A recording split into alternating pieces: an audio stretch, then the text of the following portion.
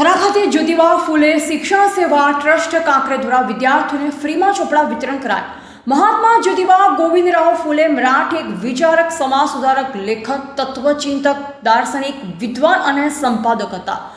તેઓને તેમના પત્ની સાવિત્રીબાઈ ફૂલે સ્ત્રી શિક્ષણની ચળવળનો પ્રાણ નાખ્યો। આ સિવાય પણ શિક્ષણ, ખેતીવાડી, જ્ઞાતિ પ્રથા, સ્ત્રીઓને વિધવાઓના ઉત્થાન અને અસ્પૃશ્યતા નિવારણના ક્ષેત્રમાં પણ તેમનું મહત્વપૂર્ણ યોગદાન રહ્યું હતું। તેમનું પ્રમુખ યોગદાન સ્ત્રીઓ અને નીચી જ્ઞાતિના મનાતા લોકોના શિક્ષણ ક્ષેત્રે હતું। પોતાની પત્નીને ભણાવ્યા પછી 1848માં તેમણે ભારતની બાલિકાઓ માટેની ભારતની પ્રથમ શાળા શરૂ કરી। તેમણે 24 સપ્ટેમ્બર 1873ના રોજ પૂના ખાતે સત્યશોધક સમાજ નામના સંસ્થાની સ્થાપના કરી।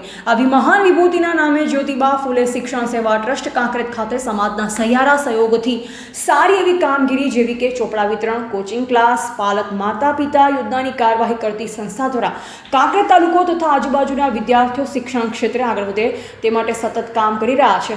દાતાઓના સહયોગથી વર્ષ 2025-26ના નવા સત્ર ખુલ્યાના શરૂઆતની એક વિશેષ આયોજન થકી તથા સમાજના શિક્ષણ પ્રેમી દાતાશ્રીઓના સહયોગ થકી 1200 વિદ્યાર્થીઓને મફત ચોપડા આપવાના લક્ષ્ય સાથે ચોપડા વિતરણ કરવાની શરૂઆત કરવામાં આવેલ છે। આ તબક્કે સંસ્થાના પ્રમુખ જીતેન્દ્રકુમાર સાંપરિયા તથા ચોપડા કન્વીનર યોગેશભાઈ દ્વારા દાતાશ્રીનો ખૂબ ખૂબ આભાર વ્યક્ત કરેલ।